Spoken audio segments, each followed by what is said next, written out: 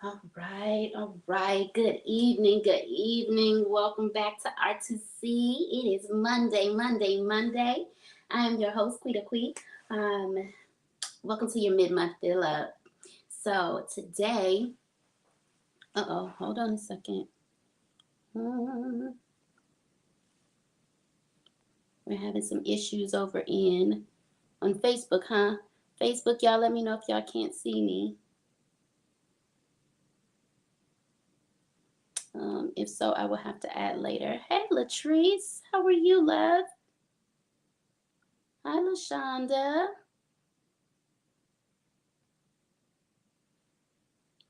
How y'all doing? I'm sorry I'm so close. It's because I don't have anybody else to help me. So thank y'all for being patient with me. Hello, how you doing, mother? It's so good to see you. All right, so we're gonna go ahead and get this party started. Get this party started. I am your gracious host, Quita Quee, and if you haven't heard, I'm gonna go ahead and let you know why I'm dressed the way I'm dressed. I look the way I look. Hey, G Train, thank you so much for joining, girlie. So I know that for whatever reason, Facebook can't see. So tell people that you know that's trying to watch on Facebook to tune in on YouTube. I'll try and figure it out here in a little bit. For whatever reason, it said it was good and now it's not. So no worries. Always technical difficulties. And this is what happens when you're resilient, right? So, and if you notice that I'm talking to another camera, I have multiple cameras going on at the same time. So please, please, please, please be patient with me, okay? Here at Real Resilient Conversations, we come back every second and fourth Monday, and we give you more ways on how to be more resilient. So that is my charge, my duty is to utilize unique, quirky phrases and use them in different ways in order to jumpstart your resiliency on a day-to-day basis. Okay. So if it's your first time joining us, thank you so much. Hello. What we do here is that we just come in and we just talk a little bit. If you enjoy this type of teaching, this type of learning, please, please, please like, share, and subscribe. Oh, hi, Miss B. All right. Like, share, and subscribe so that way you won't miss out on the teaching that is to come. All right. So with that being said, we got our homework out the way, and so we're gonna go ahead and get started. All right. So of course, today's topic is homelessness, which is why I'm dressed the way I'm dressed. I know those of you who watch me on a regular, you are like, this is not the Queen that I'm used to. This is not the energy that I'm used to. And this is very, very deliberate on why I am dressed the way I'm dressed, and why I'm utilizing the energy that I'm utilizing. And it is more so to make sure that you get the vibe of where we're going, okay?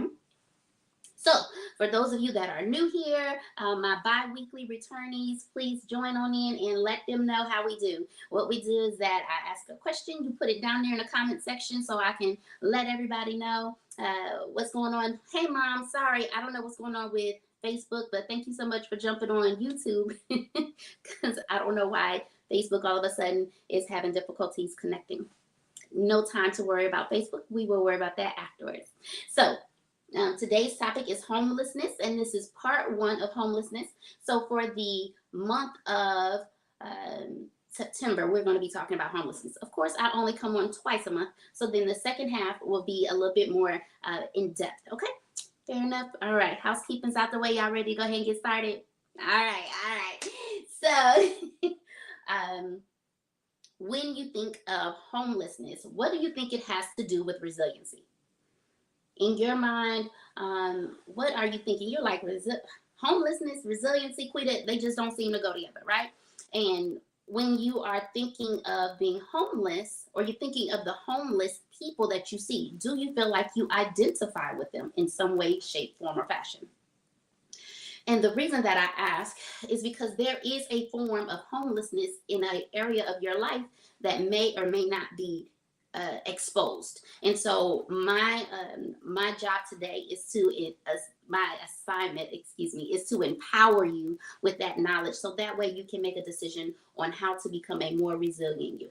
All right, fair enough. All right. So first question I want to ask: do you find yourself scared, frustrated, bitter, distrustful, tired, overwhelmed, right? And then you're wondering, well, where did that come from? Well, hear me out. I'm gonna go into that a little bit more. Did you know that 7 out of 10 people are only one paycheck away from being homeless? Did you know that there's 17 out of 10,000 people are actually homeless right now? So 7 out of 10, if they don't have that one paycheck, will become homeless. The 17 out of the 10,000 people per square mile, per square whatever, are homeless right now as I'm speaking. And so because there are 4 types of homelessness that I really want to touch upon, and it's because I just want to educate you that there's different levels to being homeless, right? There's always, it's like an onion, there's always a different level to being homeless.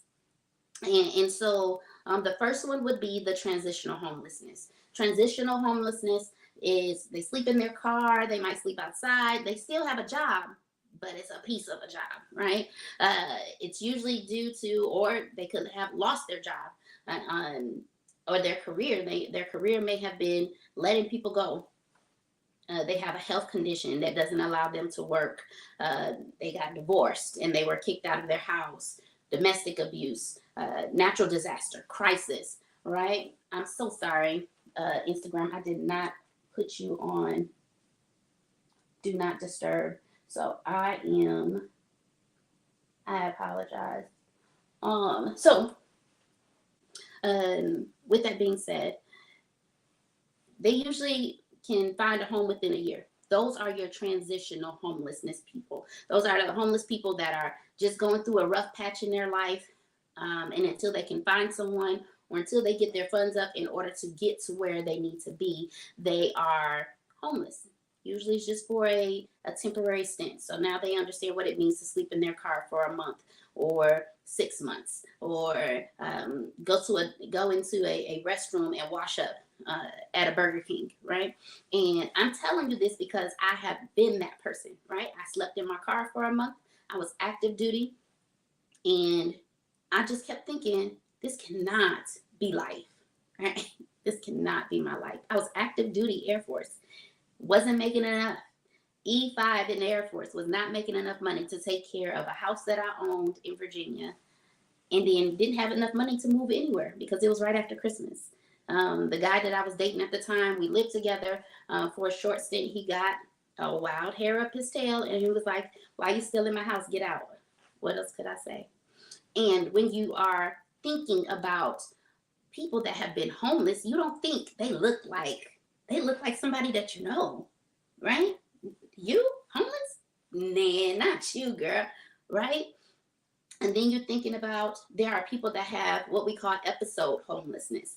And that's usually the younger people, the kids that get kicked out the house at 16, 17, or 14 because they're running away from home. Those are the younger people usually, or the people that have disabilities, or it's just a season where they're not getting along with family members or their spouse, and then it's just this episode. It's a short stint usually.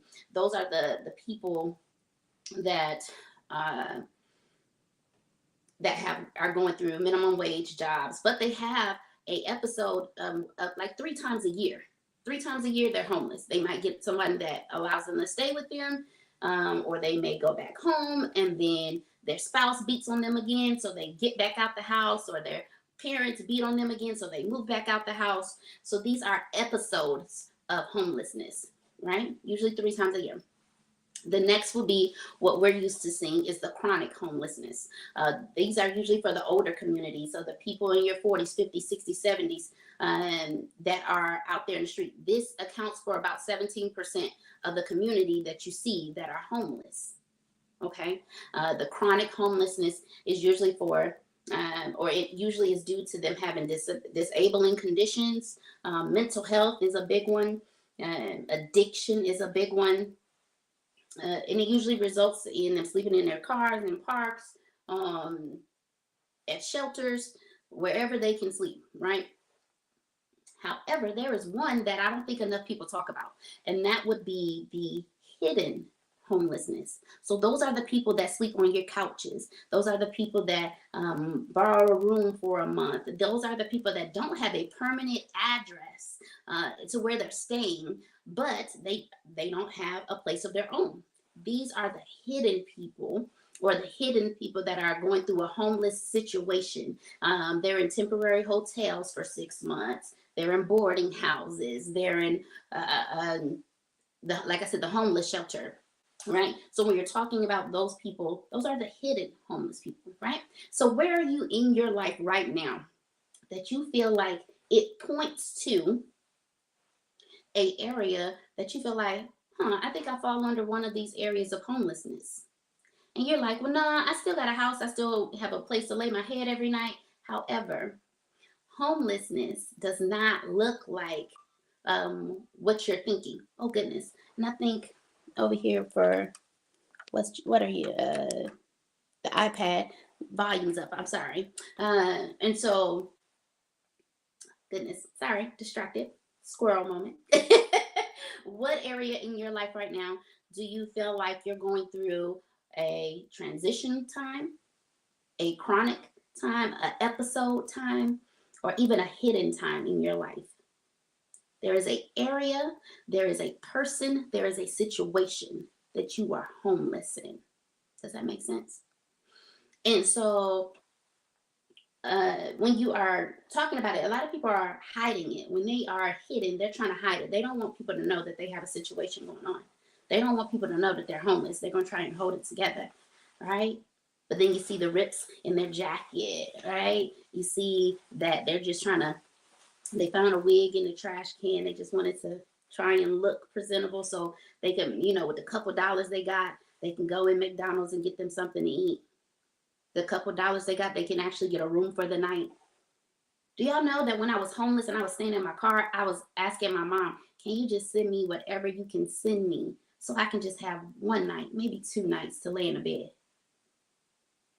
I'm active duty Air Force, staying in my car. Let me tell y'all, when I say that what you see is not just a bubbly personality, this is a grateful personality.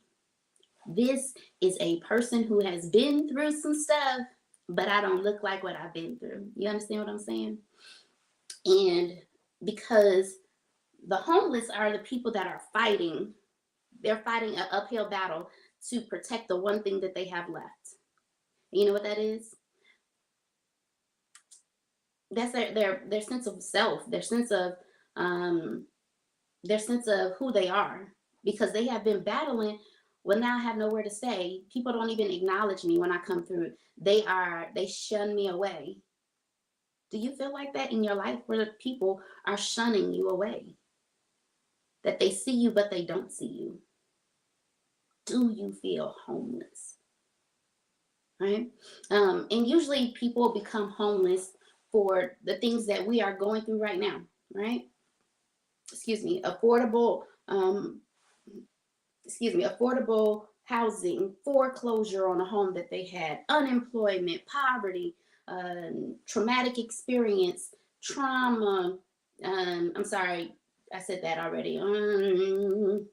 Domestic abuse, natural disaster, disabilities, addictions, financial situations, financial difficulties, more so, incarceration.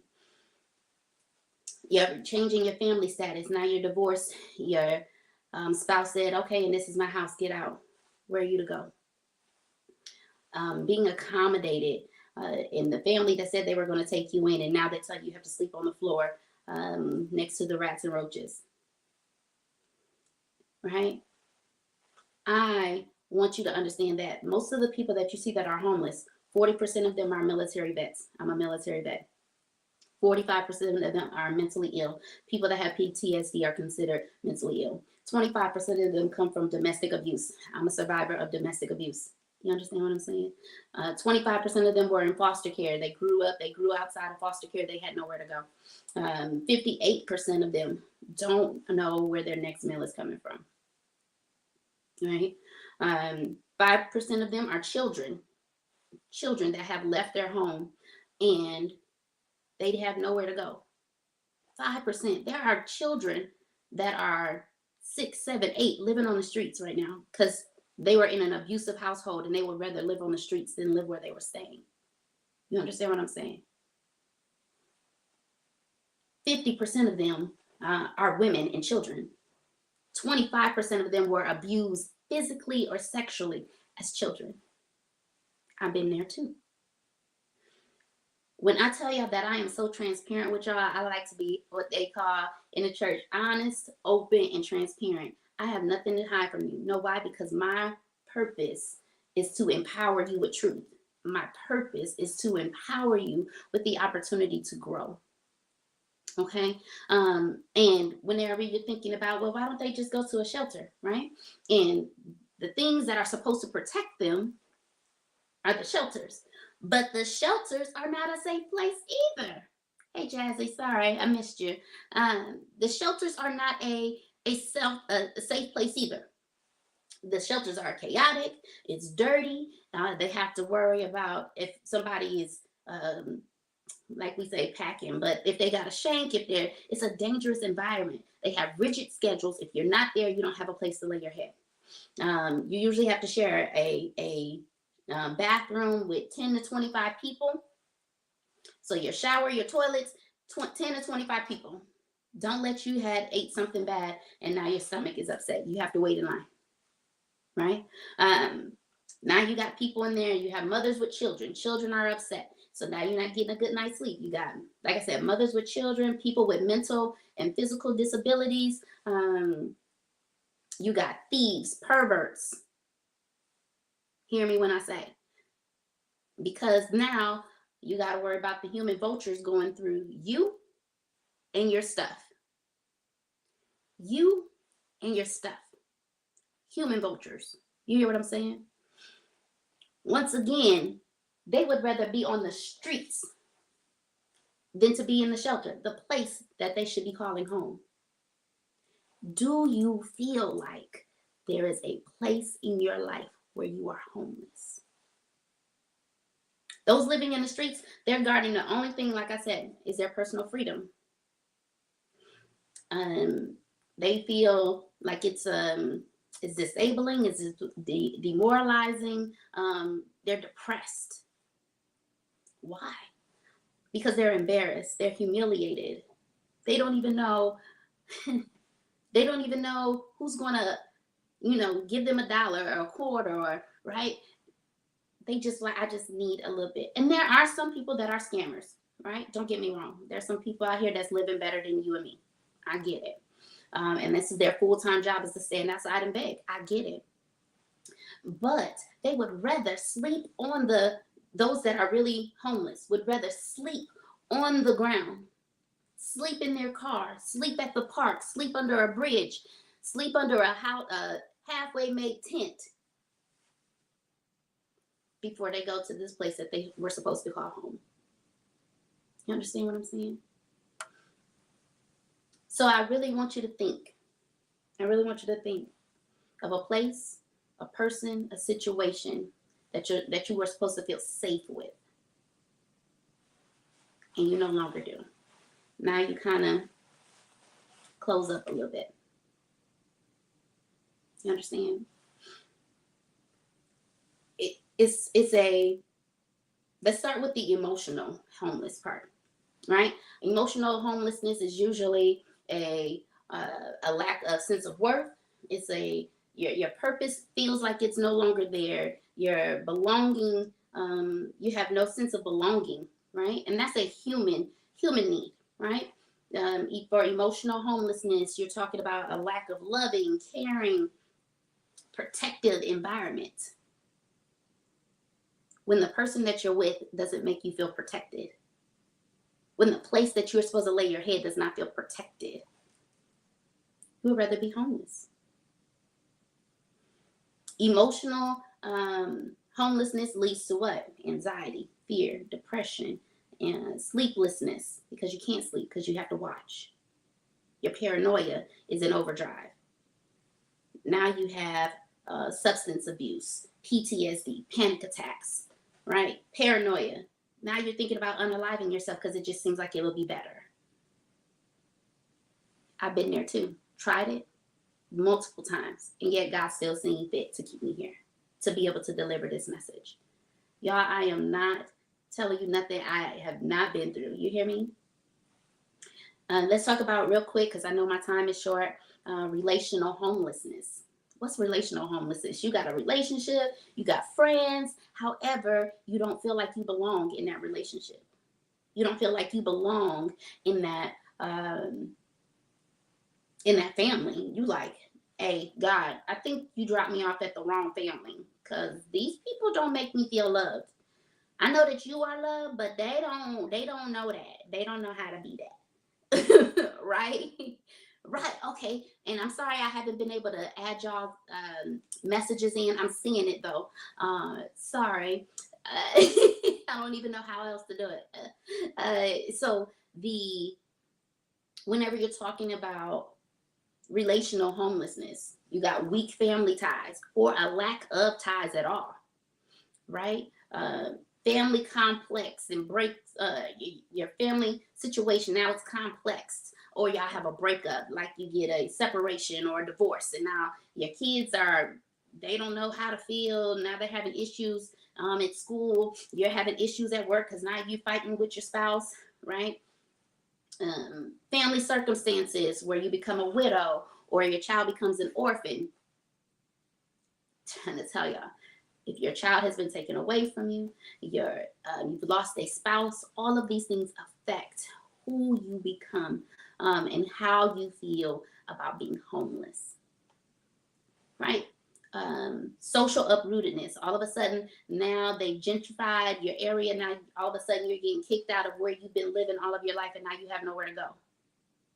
You can't afford to go on the other side of town because they want $1,800 for what you're paying here for $750. What am I supposed to do? I'm trying to tell you, isolation. Now you would rather be trafficked, meaning that you'll rather work the streets because you feel like that's the only way that you'll have some type of relational bond. You understand what I'm saying? The people and the places that's supposed to make you feel at home make you feel homeless.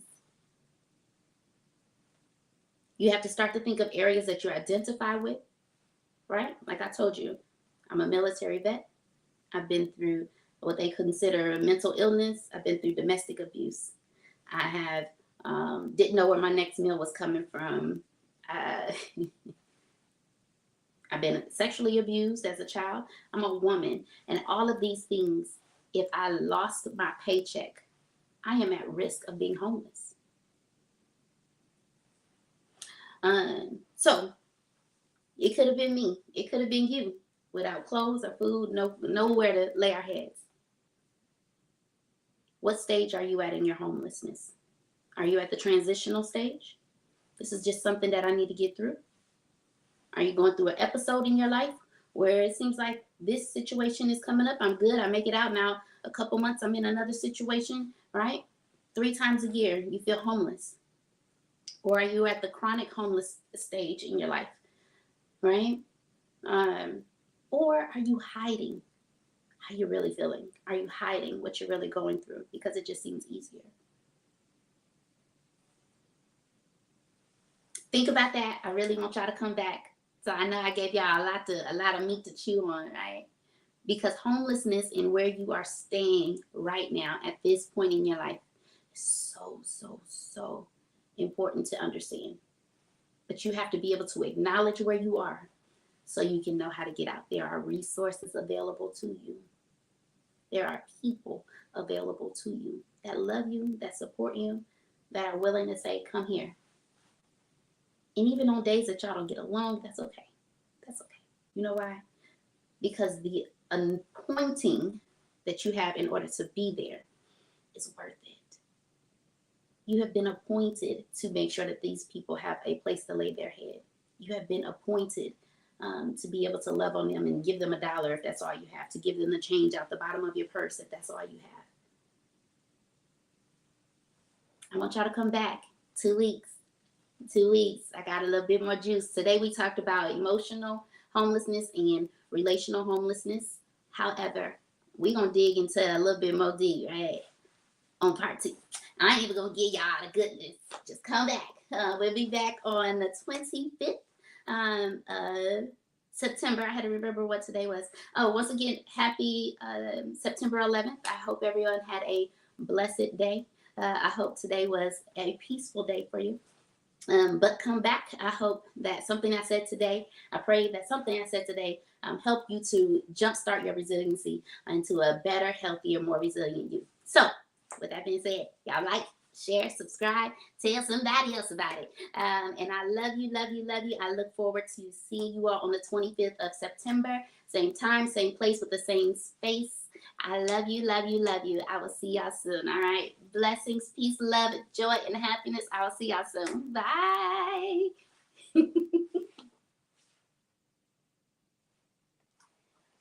All right. Love y'all. See you later.